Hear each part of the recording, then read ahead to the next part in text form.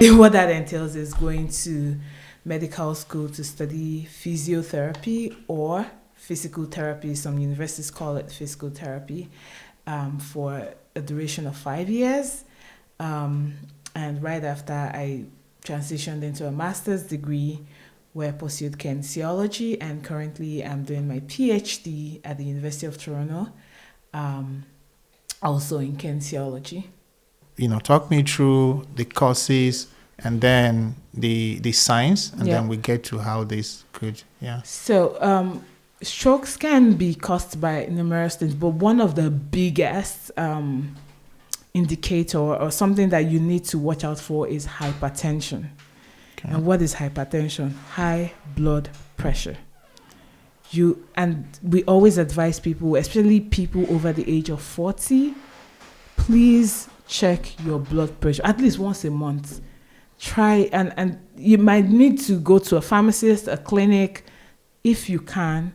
And you can buy a blood pressure machine at home. Nowadays, it's not as expensive. Honestly, especially people who know how to finesse the internet, AliExpress even sells blood pressure machine for cheap. You can buy it, and it works. Honest, I've seen some of these machines that work. So you don't have to spend thousands and thousands and thousands of dollars or naira. If you go to Mushin, for people in Lagos, there are shops that sell it for pretty cheap there. So get the blood pressure machine and check at least once a month. People over 40. Younger people too, please check. Hypertension is also prevalent in the young people. Not only old people have stroke, even children have stroke. Now, like I said, high blood pressure is one of the biggest concerns. High cholesterol level, so high fat in the bloodstream, those pipes that I talked about, can also, like I said, blockage, fats. So if it closes up, you've increased your chance of a stroke or a heart attack. So either of those two. Those are like the major things. Other things that can cause a stroke is, some of the things could be cancer. People who have... Oh, interesting. Yeah, like different types of cancers could trigger a stroke. Interesting. People that also... Oh, another thing, even pregnancy. Sometimes. So when you're pregnant, that's part of the reasons you need to go for your antenatal, so they can check your blood pressure and check to see that you are not a high risk. You're not in a high risk condition for a stroke. So please take your health seriously and lower your salt intake, because salt also increases your chances of high blood pressure based on research. But those are like the major things to look out for. Overall, get a health checkup at least once a year, especially people who are older than 40. It does help. The general checkup, kidney, liver, all of that, because who knows, the earlier you can prevent even getting to a stroke, the better. Prevention, they say, is always better than cure. Absolutely. Mm-hmm. It's interesting, you mentioned that cancer also causes stroke. That's interesting to know. Mm-hmm. Coming to the science you mentioned, so we have a good understanding on what causes it, even though I think this is so interesting that I'm thinking I would like to engage you on some other day to kind of get into some of these weeds. So let's talk about the science that you mentioned previously. Yes. So there is an acronym, and I'm trying to remember, but I think it's called FAST. FAST. F means face. Okay. So for example, as we're having a conversation currently, you notice that my face is going to the left. Like I'm talking to you now, but you realize, oh wait, something's going on. Like it's like my face is drooping, and it happens. If you look at videos of people that have had to, because sometimes there are videos that have caught it, you would see it happen. The face suddenly just starts dropping. Okay. One side just starts going down, or you see that they're slurring their speech, right? Like it's like they were talking fine when suddenly they're not talking fine. It looks like they put water in their mouth. So you're like, okay, what's going on? So fast face. A is arm. So when you notice the face is the easiest to catch. Once you notice that the face is drooping, you want to ask the person to raise their hand. Just tell them, raise your hand up, the two hands. And typically one hand goes higher than the other. You're like, raise it highest. It's always kind of like, so challenge. That's a second sign. S is, I already talked about S. Speech is like slurring of the speech. And the T is, I can't really remember what the T is now. But when I remember, I'll bring it up again.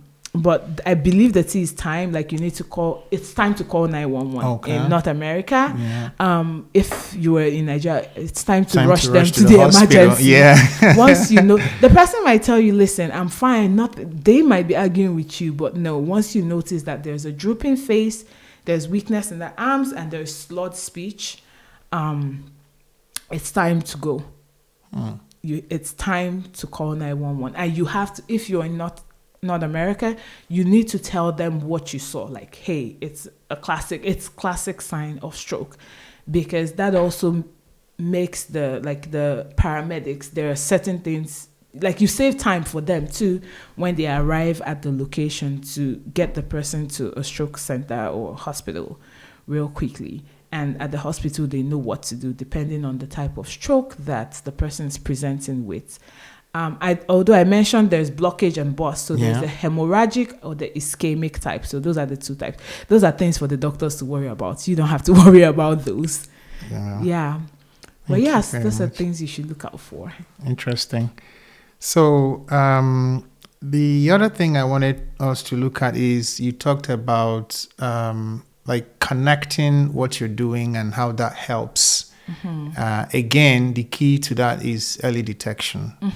So I want you to, sort of come in, from that perspective of what you're doing, how that will help a stroke patient to recover. Yes. So, like I previously mentioned, early detection is very important, at least especially to save the person and also try to reverse.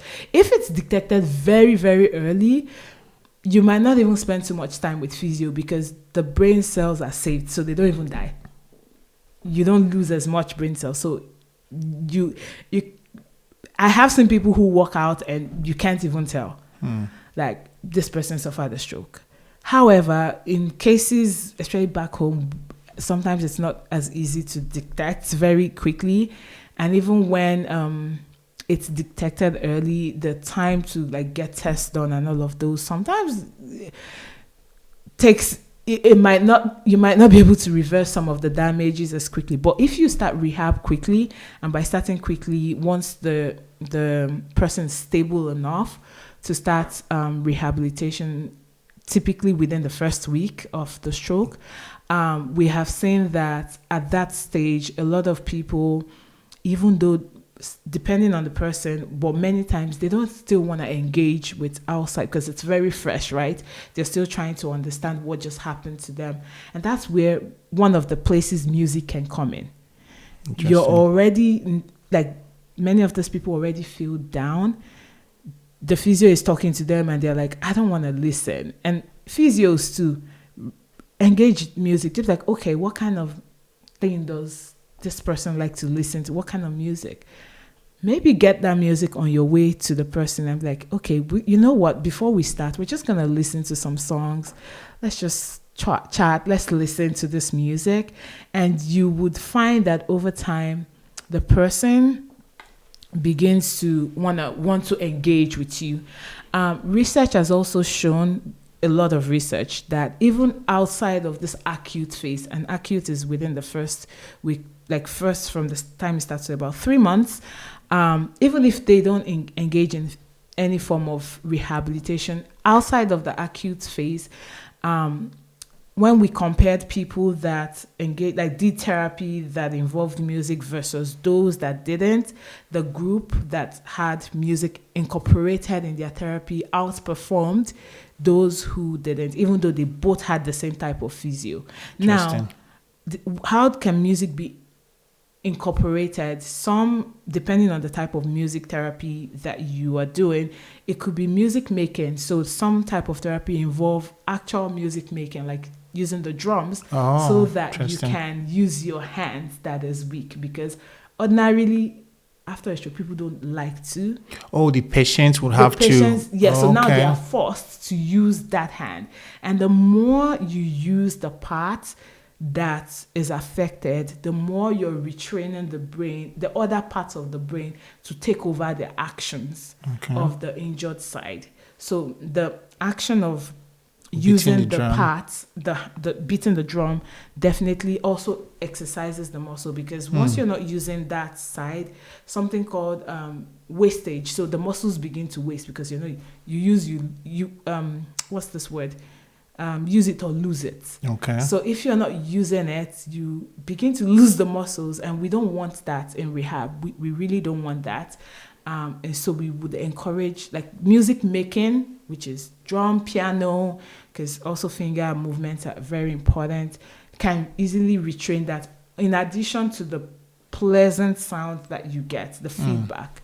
Another way music has been used is music listening. And I tend to use a lot of music listening examples, because Okay. my research is music listening, not okay. making. So Okay. we have to Understand separate it, those yeah. two.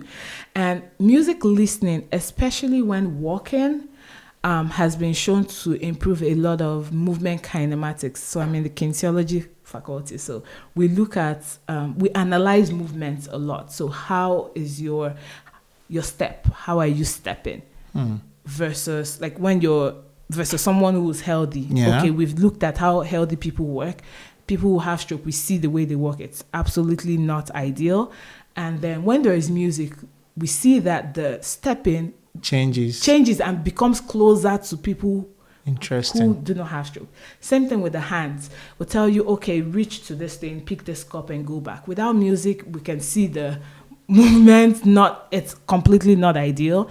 But when there's music, you can see that smoothing in that movement, and it's going towards the unaffected, like people who aren't affected. So we can see like just having music there, nothing special is added.